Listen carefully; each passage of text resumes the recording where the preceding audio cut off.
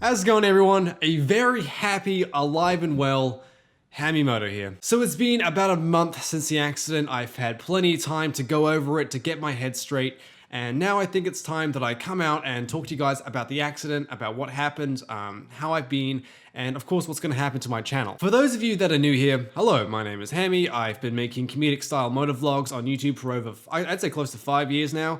As a rider, I've been on a motorcycle since I was 6 years old. Throughout my teens, I spent several years as an amateur road racer, cutting my teeth on the racetracks, and but unfortunately I got into a big wreck when I was 16, which ended that dream. As a content creator, I'm a very light-hearted and silly guy. I never take things too seriously. I love to make people laugh and, of course, a little bit awkward. That's pretty much all you guys need to know for right now. If you're interested, go ahead and check out some of my videos. I'm sure you'll come across something you like, maybe not, maybe you'll hate me. Quickly before I get started, I want to let you all know that I did a fantastic interview with my buddy Red One Moto Vlogs a little while back. We go in real deep about the accident and about motorcycle safety and go back and forth through all sorts of stories. It's a really fantastic interview, so if you guys are interested, I'll leave a link in the description below and go ahead and check it out. Do excuse my emo appearance, I just got a haircut, so I'm just sort of, you know. I want to give a big loving hug to every single one of you that helped me through this incident, everyone in my family, the motovlogging community, and people from around the world that sent me messages. You just brought a tear to my eye a couple of times with some of the very kind messages you guys have sent me. Unfortunately, I couldn't get back to all of you. I'm not the best at texting or messaging. It's just not something I like doing, but I appreciate them, and I appreciate you guys. And I appreciate being alive to tell you guys that. So then, the accident. I'm pretty sure all of you have seen it by now. It's gone around the world twice by now. So basically how it started, I was just out filming with my buddy one day. At the time, we just left my house. I turned on the camera real quick just to tell him a silly little joke. We were just gonna hop on the freeway for a little bit and head down the street and get a bite to eat before we start filming for the day. So we get onto the freeway, we start merging over next to the carpool lane, and then while I was in the lane next to the carpool lane, I decided to accelerate hard. At the time I was in first gear, which was a very silly mistake to make on the freeway. So I was merging into the carpool lane while accelerating really hard in first gear. There's no real reason why I did that. I just wanted to get a quick little burst of speed, get past the traffic, and get started filming the video. It's really nothing more complicated than that. I took it right to the red line in first gear, and then I just quickly changed into second while still accelerating, and then within moments experienced by far the most vicious speed wobbles I've ever had. I cannot describe how horrifying it is to experience speed wobbles like that. There are ways to get out of speed wobbles. You can get small little ones here and there, but the ones I had were just so quick and so outrageously violent that there's nothing you can do in that situation. You're just along for the ride. You either get lucky or you don't, and I obviously didn't. I've had speed wobbles before and I have been lucky enough to get out of them, but these ones, they just came so quickly and they came so violently. And before I knew it, the bike was starting to buck. And once you're in that position, there is absolutely nothing you can do. You're screwed. And next thing I know, there's a big ass semi truck coming in my direction. And I was looking at that and I knew I was going to hit it. There was no way around it. I couldn't slow down. I couldn't accelerate. The bike was completely out of control. The bike started to buck really violently and it shifted me over several lanes right next to the truck. And right before I hit it, the bike gave one last big buck and was sending me down. And I hit the ground right before I hit the semi-truck. And as you guys had seen, I went right underneath it. I hit the ground at just the right speed, at just the right angle. My entire lower body went underneath the semi-truck's rear tires. I luckily missed the semi-truck's trailer's landing gear. It was like, I think it's a 4-foot gap that I slid through. My lower body went underneath the truck, and at that time I had my eyes closed because of the impact. And then when I open my eyes, I see this gigantic semi-truck tire in my face, and that's probably that's burnt into my memory. That's probably the most terrifying experience of my life. I knew I was underneath the truck. And at that moment, I was waiting to get crushed. That's all I could think about. I thought that's it. I'm gonna feel the tires of the trailer go over my body and I'm dead. And I'm not being dramatic. That's legitimately what I thought and what I felt. And next thing I know, I slide right out underneath it and I'm sliding on my side, and then I quickly push myself onto my back and slid right on the divider between the off-ramp and the freeway. Just a massive stroke of luck that no one was behind me to hit me. And the instant I stopped, I got on my feet and ran over to the side of the freeway because I don't want to be sitting on the freeway, of course. At the time, my buddy was riding behind me, and we were connected on our centers on the motorcycle Bluetooths. So I could hear him. I could hear him in the helmet, and he was screaming his head off. Like, I'm getting goosebumps just thinking about it. I've never heard someone scream that much in their life, because he thought he just watched me die. He was behind me. He saw me go under the truck, but not come out the other side. So he thought I was dead, and he was, oh man. That's why I was saying, it's okay, I'm not dead, because I was trying to tell him, it's all right, I'm not dead. And the more I started to say it, the more I realized that I was alive. Like I just went under a semi-truck. My whole body and mental state just went into a big shock, as you'd expect. I had never felt so overwhelmed with relief in my life. And I sat onto the wall next to the freeway. One of the people that had witnessed the accident, who was a nurse, that lady, she came over and sat me down and told me not to take my helmet off and just to lie there while we wait for emergency services to come. And my buddy pulls off to the side of the freeway and runs over towards me. He was relieved I was alive. And I was sitting there and I couldn't stop laughing. It's impossible to explain for anybody that hasn't gone through something like this.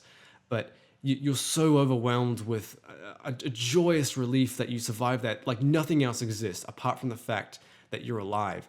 And it's one of the most incredible feelings I've ever had. And me laughing was just a pure reaction to that. I couldn't believe I survived that. I was alive. At that point, I was sitting on the wall. I was feeling my body to see if anything was injured. And as far as I could see, nothing. I didn't have a concussion or anything like that because I was completely coherent. My head didn't hurt. I had a bit of road rash on my knee. That's the first visible thing. It was starting to swell up at the time, so I was hoping it wasn't broken. But emergency services arrived. The ambulance and highway patrol came, and I was loaded up into the ambulance, and that was that. They took me to the hospital. And gave me a couple of X-rays just to see if anything was broken, and nothing. Not even a broken knee.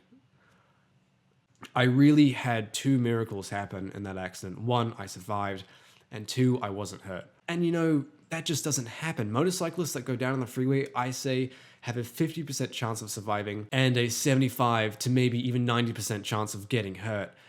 People that go down on the freeway get messed up. And I didn't. I got a tiny little bit of road rash on my knee. So I'm grateful not only to be alive, but to be unhurt, to still be able to walk, to still be able to think, to be able to talk, to be able to hug, to be able to feel alive. I sound so corny right now, but anyway. After the accident, of course, I went home and went over the video. A regret I made. I wish I waited longer to figure out what I was going to do with the video, because of course, a lot of people didn't like the way I edited it. At the time, I just had my reasons for doing it. It doesn't take a genius to know I was speeding, but I just wanted to blur it out, just to cover my ass. Trust me, if you're in my situation, you would have done the same thing. But nevertheless, the video wasn't about that. It was about the miracle that happened to me. This, without a doubt, was the most humbling experience of my life. I touched on earlier about my riding experience. I have been riding for a long time. I felt like a very confident rider. It's something I've just been doing for a long time. And the latter stages before this accident, I was getting very overconfident. I was starting to make very silly mistakes. I started to wear my gear less and less, even though I knew better. I'd been down on the racetrack plenty of times and banged myself up a lot to know better. But nevertheless, I still just was very, very lenient on that. And that's something I'm very grateful at the time I did do, was wear my gear. No, I wasn't wearing a tracksuit. I was going down the street to go buy a burger. But I did wear my jacket, I wore my gloves, and of course my helmet, which is mandatory. I was also just wearing my Vans and my regular jeans. For a long time, I always wore boots, and that was only a recent thing that I started to not wear my riding boots anymore, just for an effort of comfort, and honestly, I wanted to look a bit cool. I'm a skinny guy with skinny legs wearing these big old boots. I looked a little bit ridiculous, but that doesn't matter. This taught me that it doesn't matter. As a rider, I was never really the overly aggressive type. Certainly, I was on a 1000cc bike and you don't ride them like mopeds, but I was always respectful to drivers, always gave them room, gave them a wave. I never shouted at them if they cut me off. I understood that riding a motorcycle is a big risk and drivers aren't out there to look for you. So I always just rode within my means and would occasionally go a bit aggressive, but what motorcyclist doesn't? Show me a motorcyclist that claims that he rides completely safe all the time, and I will show you a liar. I'm just being honest here. I'm not encouraging dangerous riding. If anything, I've learned that it's not worth it. Riding motorcycles is a passionate thing, and it's difficult for those who don't ride to understand it. But that being said, a big question I was asked is if I'm ever going to ride again. You know, I'm sure I will. I certainly am not planning on buying a bike anytime soon. But like I said earlier, I've had plenty of big wrecks before on the racetrack and hesitated very little to get back on the bike. But certainly those accidents compare in no way to the significances that this one holds. Again, I was so lucky with this. So lucky to be alive and so lucky to be unhurt. So crawling back to the dog that bit me just doesn't seem like a smart decision to do at this point. At some point, I'll probably definitely get back on the road, but as for right now, it's not even in my mind.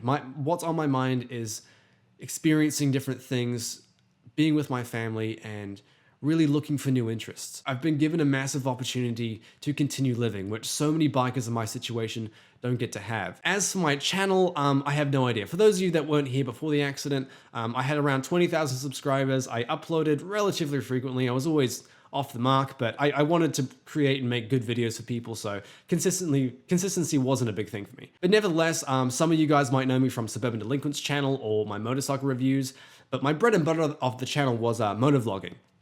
And now obviously, unless I rob a dealership, I can't really do that anymore. So continuing to make videos with an audience that is used to me being on motorcycles or around and about motorcycles is something I'm just not sure how I'm gonna go about that. If I start vlogging or if I start just making silly little skits, which I did at the beginning of my videos, how is that gonna go down with you guys? As a content creator, I do have to take charge of what videos I make and what audience I'm aiming at. But you guys have always been great and always very loyal to me. Even though I've had my periods where I didn't upload for months on end, you guys still came back and still supported me. So I love you guys, and I want to make sure that I make you guys happy. One thing which I did do a couple of years back, I made a backup channel called Bad Cult. I haven't done anything with it. It was just going to be a little spam account that'll upload various videos and just experimental types of content. I never did much with it because I was really busy with Hammy Moto, but I think I might start uploading onto there just to get a fresh start, to sort of start uploading different types of content and see where that goes. So if you guys like Hammy Moto, if you like the content here, you'll probably definitely enjoy what I'll have in store on Bad Cult. So go ahead and subscribe to that channel in case I do decide to start uploading. Maybe I'll continue to upload here, just different types of content. I really don't know. But video making and YouTube is still going to be a part of my life. I love doing it. I love you guys. I love being a part of the community, motovlogging community. Although I won't really be a motovlogger anymore, I'm still going to be going to SEMM and coming out to the meets and meeting everyone that has supported me for so long and supported this channel. Apart from my channel, apart from my Instagram, I've kind of been a personal guy. I keep things to myself and keep my circle small. But certainly now I want to start expanding on that. I want to be better to people. I want to show people how much I appreciate who they are. An accident like this changes you, and it's changed me in a way that I'm very lucky to have gone through. Although the accident was horrific and I missed the hell out of my bike, I had my life, and I can't take that for granted. Okay, so I hope you guys enjoyed this video. After this, I'm really going to try and move on and get to bigger and better things in my life. But thank you all for being there, and hopefully I'll see you guys sometime soon. Later.